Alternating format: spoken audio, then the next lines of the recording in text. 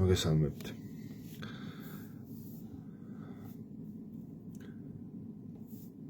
კიდევ გავიმეორებ იმას, რომ ჩემი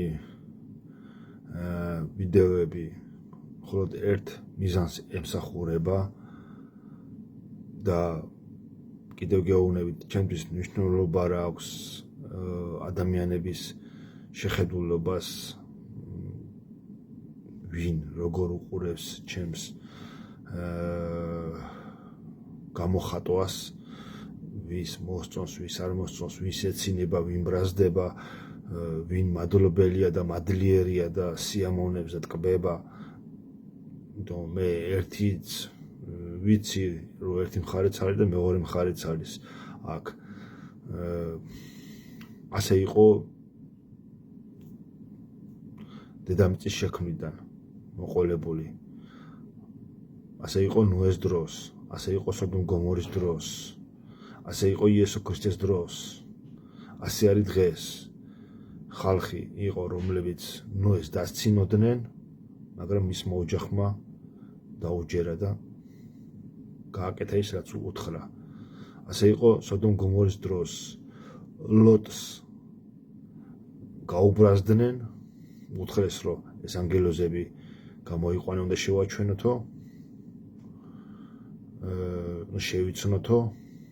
შევიცნოთო, გაუწყლნენ, გაუბრაზდნენ, მაგრამ აბრაამს და ლოტს ეჯერა, ერთგულები იყვნენ ღმერთის და ასევე ლოტის ქალიშვილებს.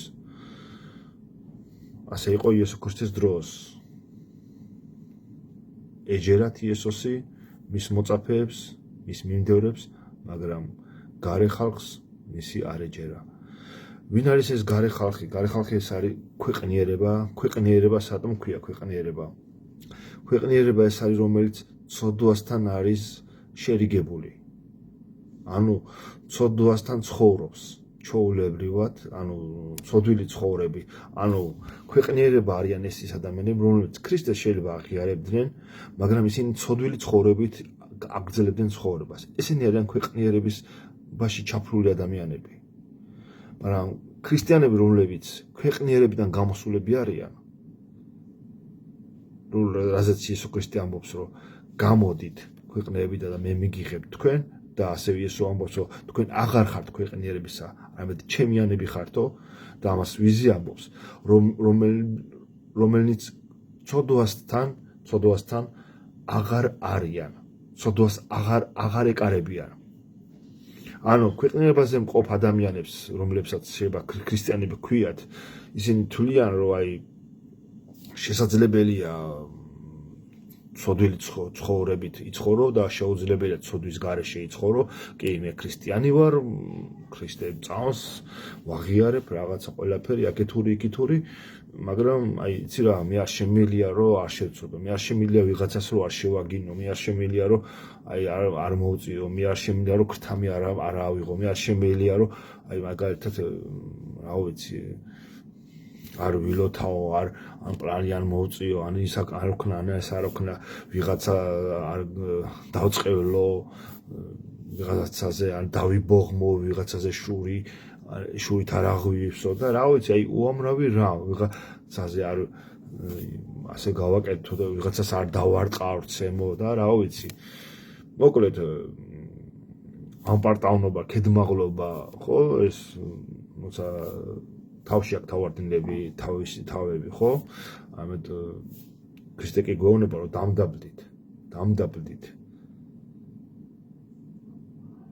ისწავლეთ ჩემგან თავდაბლობაო. იესოზე დიდებული ვინმე არის დედამიწაზე? თქვენ ვინმე დიდარს შეადარებთ დედამიწაზე იესო ქრისტეს? იესო ქრისტეს თქვენი სიმდიდრე ან და საერთოდ ვაფშე სჭირდება საერთოდ, რამეთი მიაჩნია საერთოდ თქვენ აქაური სიმდიდრე? ან ვინმე რამეთი შეაშინებს იესო ქრისტეს? ან თქვენ რა გონიათ იესო ქრისტე ხა რომაელი ჯარისკაცების ეშინოდა და იმათი შოლტების შეეშინდა და პილატესი შეეშინდა და ვინმე რამ კაცრია ეს კაციო და ვერ გავექცევი ვერსადაო? თქვენ ფიქრობთ ამას? იესოს ერთი ხელის მოსმით ყველა შეელო რომ ძის დაეწვინა მას შეელო რომ თელი ანგელოსთა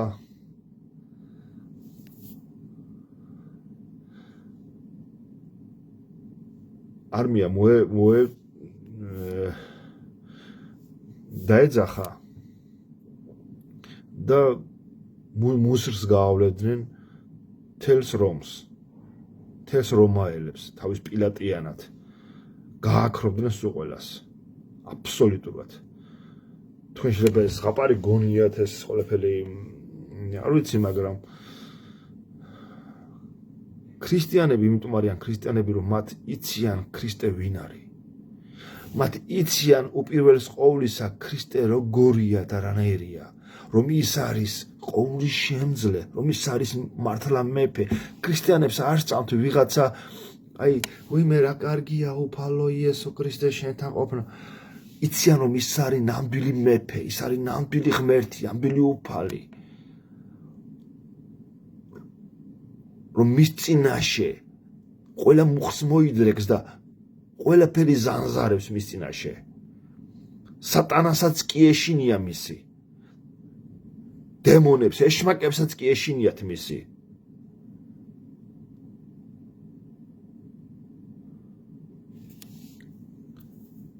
ანტიქრისტე რომელიც უნდა მოვიდეს ზუსტად იესო ქრისტე იმ რაღაც პერიოდის მერე მოაშორებს და როგორც დაწერილია ისე უნდა შესრულდეს შესაძლებელი იყო რომ არ მოსულიყო ანტიქრისტე მაგრამ ამის ნიშნად რომ არ მოსულიყო ანტიქრისტე თელ დედამიწას უნდა მოენანიებინა მე გეტყვით აი ეს არის გამოსავალი რომ ანტიქრისტე არ მოსულიყო დედამიწაზე ეს იყო გამოსავალი რომ თელ სოფლიოს თელ დედამიწას უნდა მოენანიებინა თუ თელი სოფლიო იესო ქრისტესკენ მოექცეოდა ანტიქრისტე აღარ მოვიდოდა ანუ ანტიმეფე ანტიმართველი ანტიმხსნელი ასე დავარქვათ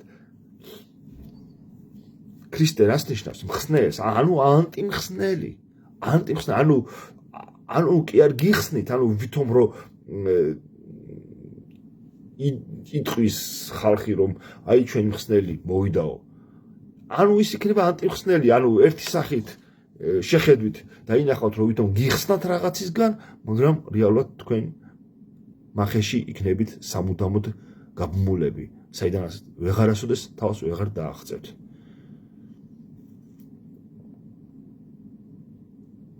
ამიტომ ეხლა გაქვთ შანსი ეხლა არის თქვენთვის ეს მოწოდება და ჩემი ვიდეოები ზუსტად ამიტომ არის მე თქვენგან არც ჩიმენდლებს ვითხოვ არც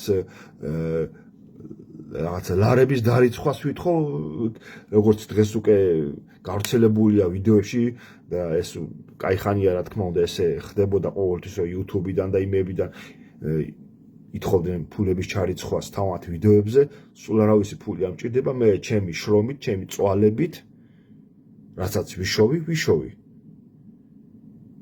რასაც ჩემი დაღვრილი ოფლით ჩემი ძალებით შევძლებ რომ ვიწვალო და ვიშოვო ის მეყოფა იმით ვიცხოვრებ იმით ვიარსებებ იმით გავაგრძელებ ცხოვრებას მაგრამ ეს რომ მე თქვენ გესაუბროთ და მე აქედან მე თქვენ რაღაცა თქვენ აქედან სარგებელი ვეძებო ამაოდ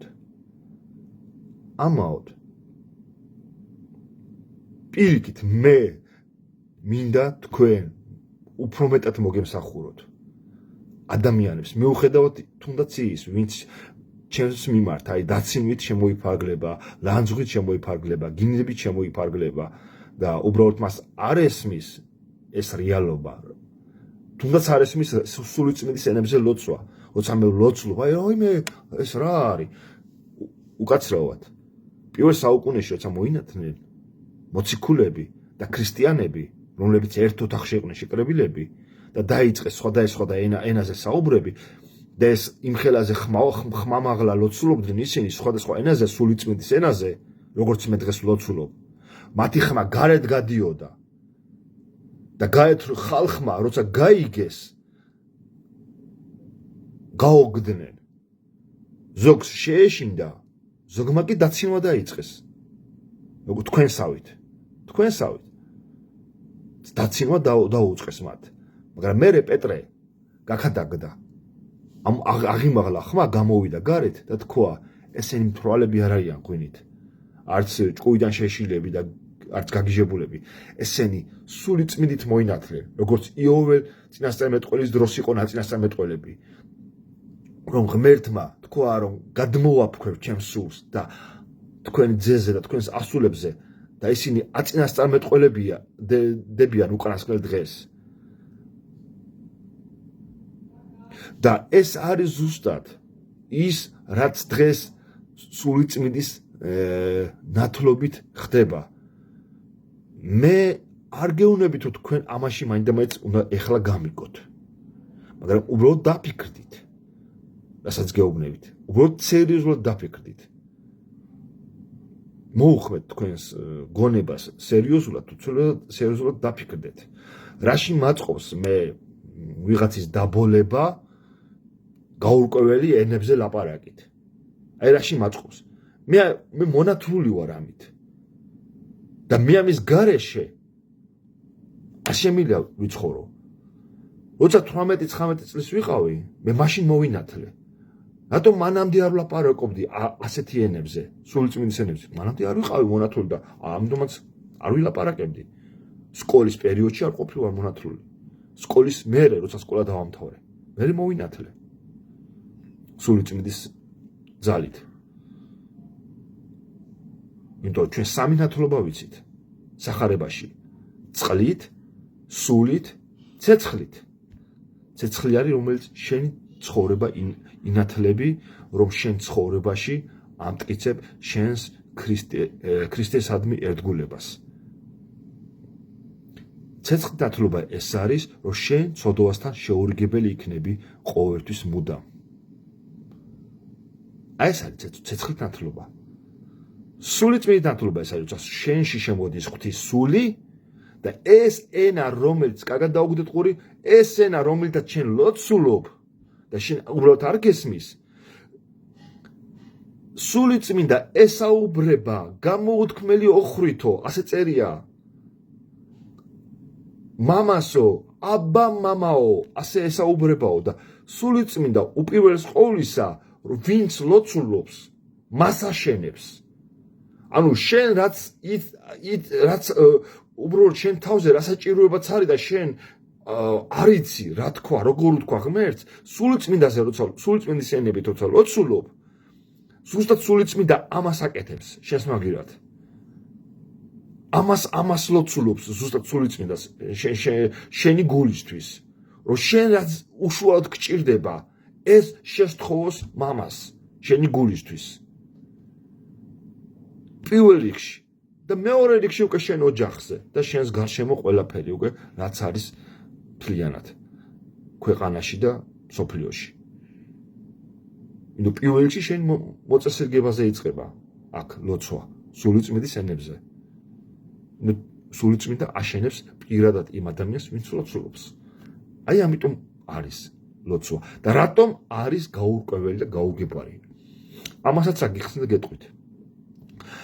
იმიტომ არის გაურკვეველი და გაუგებარი, რომ ეშმაკმა არ გაიგოს. ეშმაკისთვის დაბლოკილია ეს ლოცვა.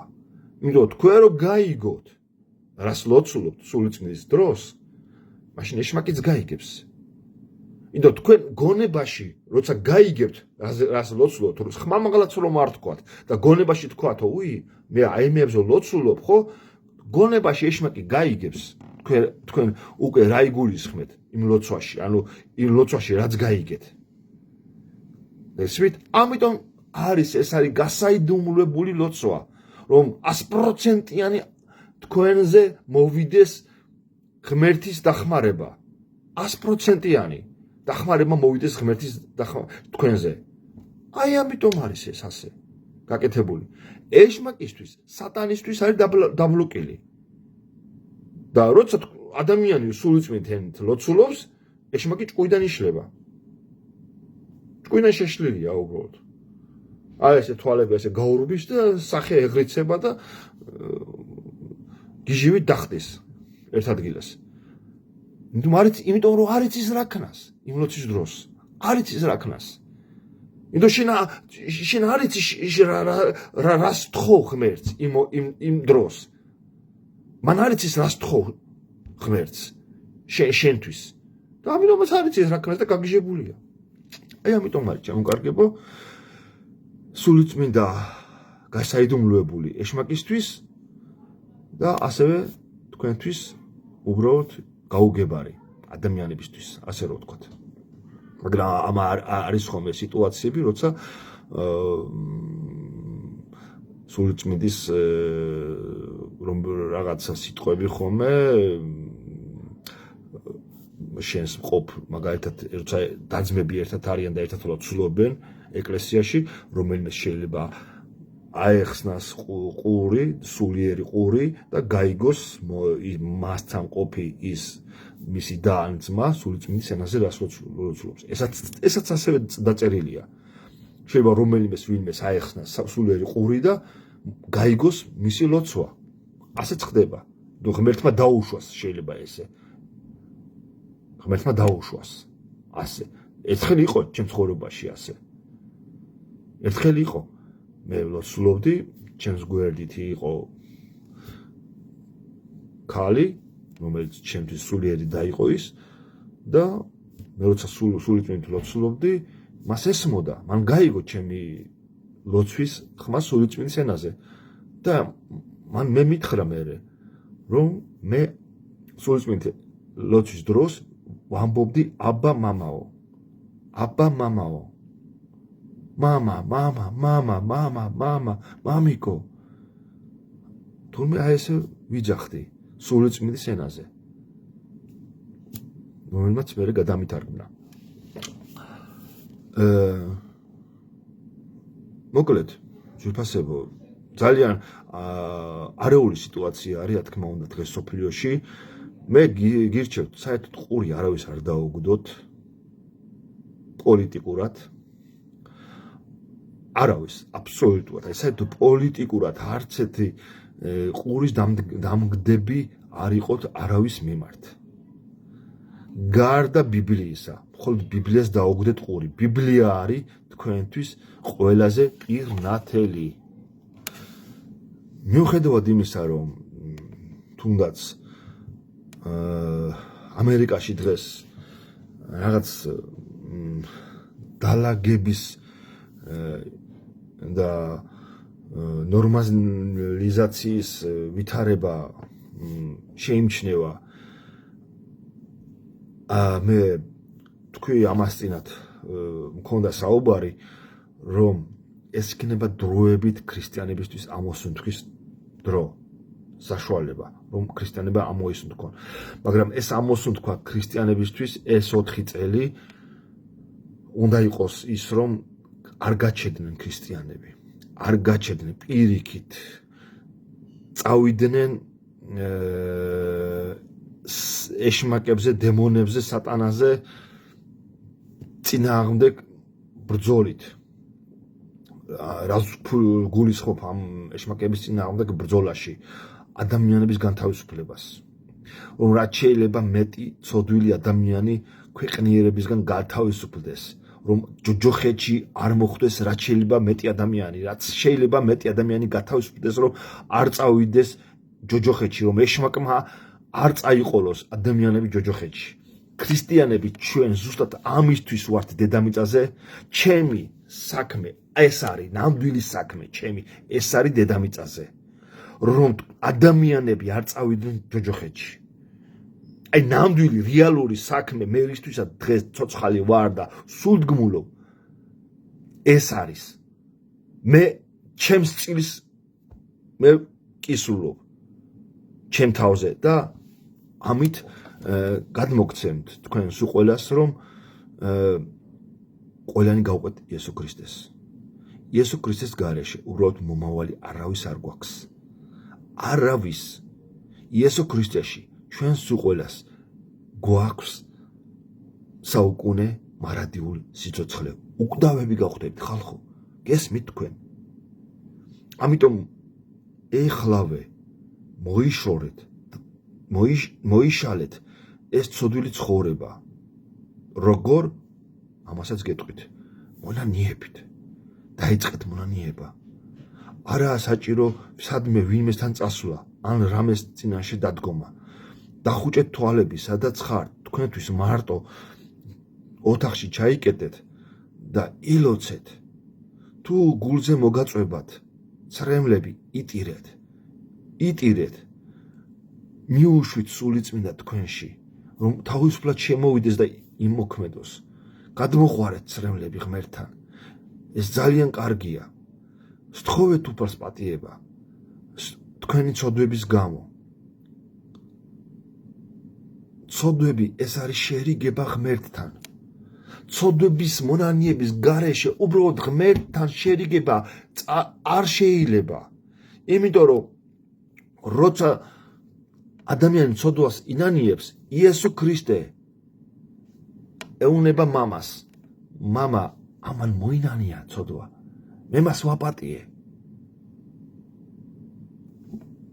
და შედიხართ სამოთხეში თუ თქვენ არ ინანიებთ იესო ქრისტე მას არ მოიღებს მაშინ თქვენი გულისთვის და თქვენ გაგაბრუნებენ უკან ჯოჯოხეთისკენ ჯოჯოხეთი ეს არის ის ცუდი ადგილი რომელიც ადამიანები გარდაცვალების შემდეგ მათი სულები მიდიან და იქ ეშმაკები უკვე ღიად უკვე პირადად ჩანს დემონი რომელიც მოდის და შენ გაწამებს გტანჯავს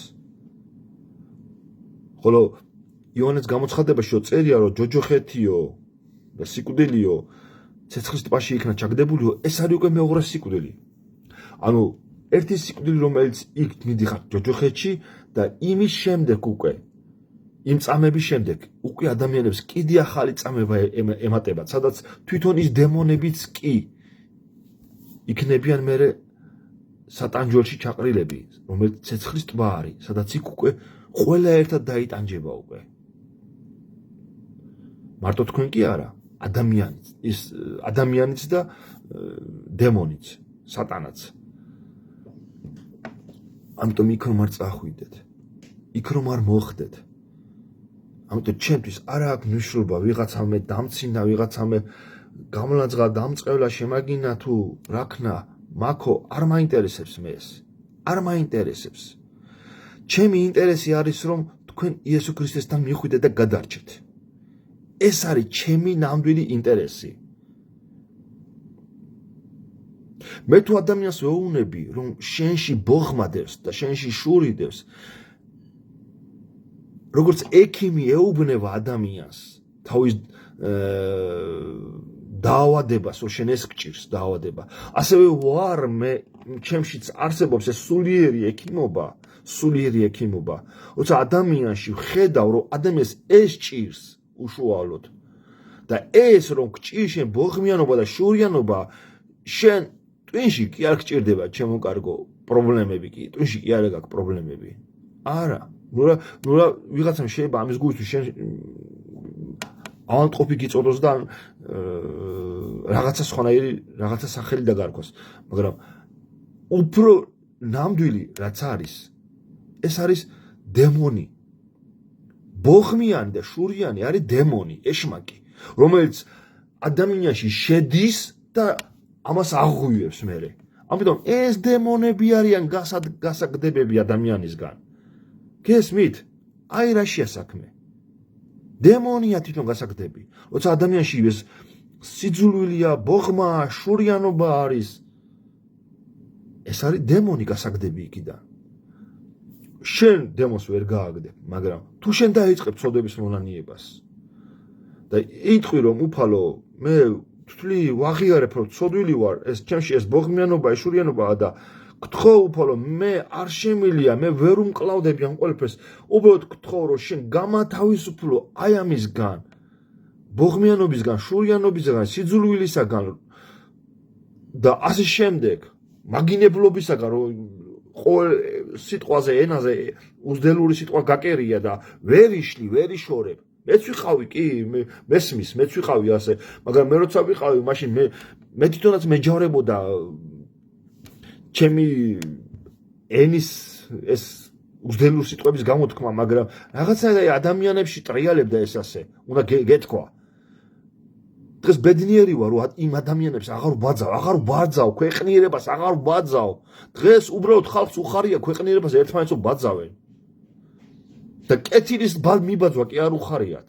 არა, აი ქვეყნიერებაზე ერთმანეთს ცოდვილები რომ ბაძავენ, ეს უხარიათ. ეს უხარიათ ადამიანებს. ამიტომ უთხარი ღმერთს დაელაპარაკეთ, ილოცეთ, თუ არ ილოცებთ, ისე არაფერი არ მოხდება.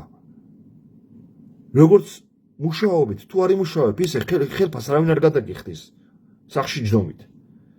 ისევე არის ლოცვაც, შენი მუშაობაა ლოცვა, რომ უნდა ილოცო, თუ გინდა რომ შედეგი დადო ღმერთთან, შენსა და ღმერთს შორის შედეგი დადგეს, ამისთვის უნდა ილოცო. ილოცე, ლოცვას არ სჭირდება რამე განკუთვნილი რაღაც პირობები. მანქანაში ხარ, მანქანაში ილოცე, სამსახურში ხარ, სამსახურში ილოცე, გზაში ხარ, გზაში ილოცე, სახლში ხარ, თლად უკეთესი, სახლში ილოცე. ბუნებაში შეგიძლია გახვიდე, წადი და ილოცე იქ. ილოცე, სადაც კი ნახავ საშუალებას, ილოცე ღმერთთან. დამიჯერეთ, აუცილებლად შედეგი იქნება თქვენ ცხოვრებაში. ამ ლოცვის შედეგად. თუ ღმერთს ვთხოვთ ამ ცოდვაში თქვენ გაგათავისუფლოთ. ეს იქნება ნარკოტიკი, ეს იქნება ლოთობა, ეს იქნება მაგინებლობა, ეს იქნება შურიანობა, ბოხმიანობა, ტყუილი. დღეს ხალხი მატყუარა გახდა. და ერთი რამას ვამჩნევ, მატყუარა ადამიანებს. გონიათ რომ სხვაებიც ყველა მატყუარები არიან და არავისი არ აღარჯერათ. თვითონ მატყუარა, როცა შენი ტყუები და მატყუარა ხარ, უბრალოდ შენ სხვაებისაც აღარ აღჯერა. და ამიტომ მე როცა ვინმეს რამეს ვეუბნები ხოლმე და ჩემი არ ჯერათ ხოლმე, მიკვირს ხოლმე უბრალოდ. რატო იცით? იმიტომ მე სხვებს აღარ უყურებ ისე რომ აი სხვა აი ვინმე შეიძლება მატყუარა იყოს.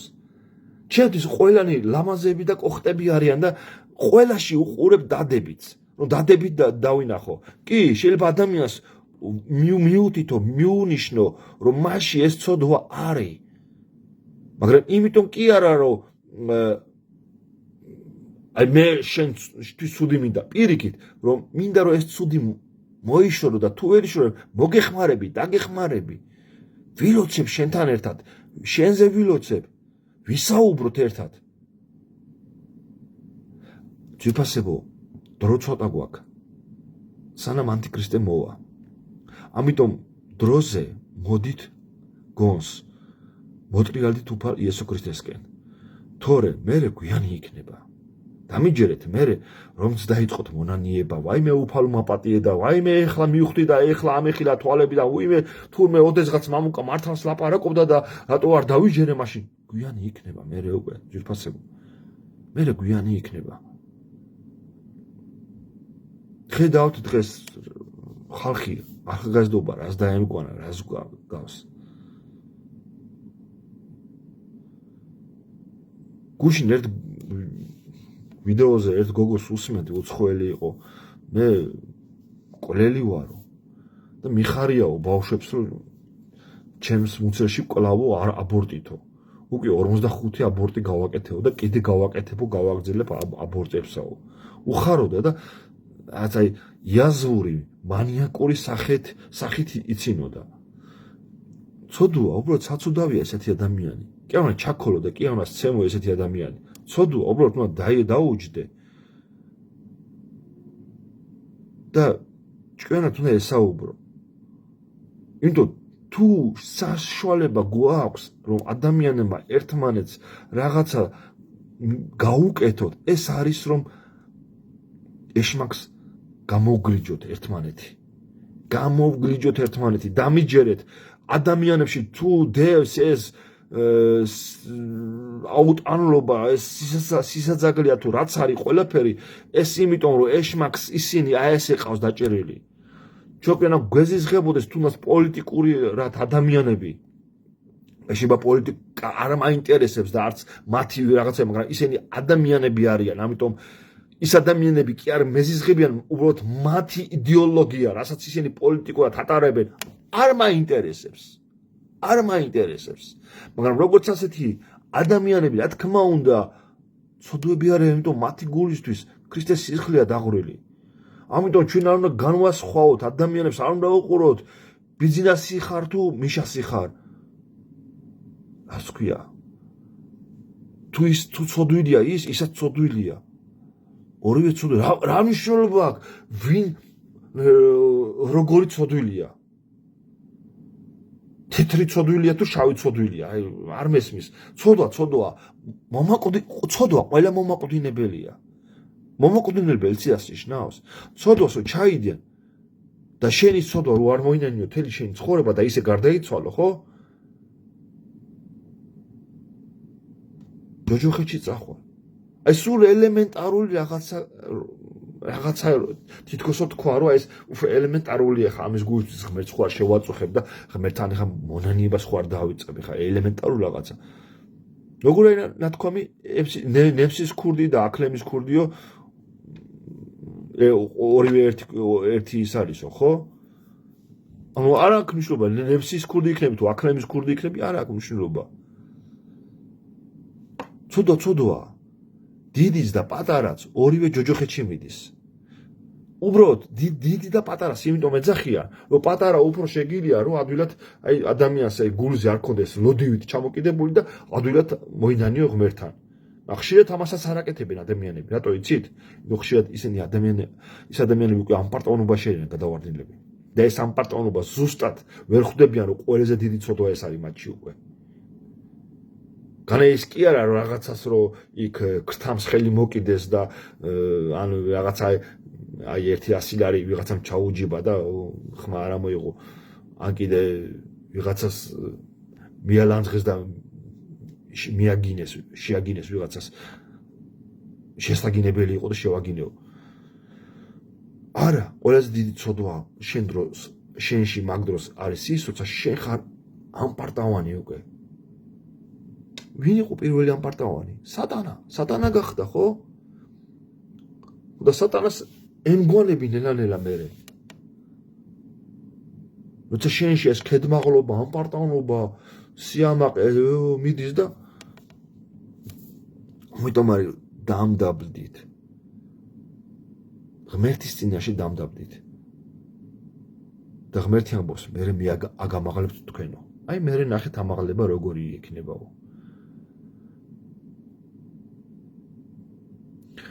რა თქმა უნდა აგვამაღლებს და თავისთან გვერდითაც მოგვისალვავს. გამარჯვებულს ამბობს უფალი იესო, რომ ჩემს გვერდით მარჯვნივ მოვისვავო. ჩემს გვერდით მარჯვნივ მოვისვავო გამარჯვებულსო. გამარჯვებული ეს არის ის, რომელიც დღეს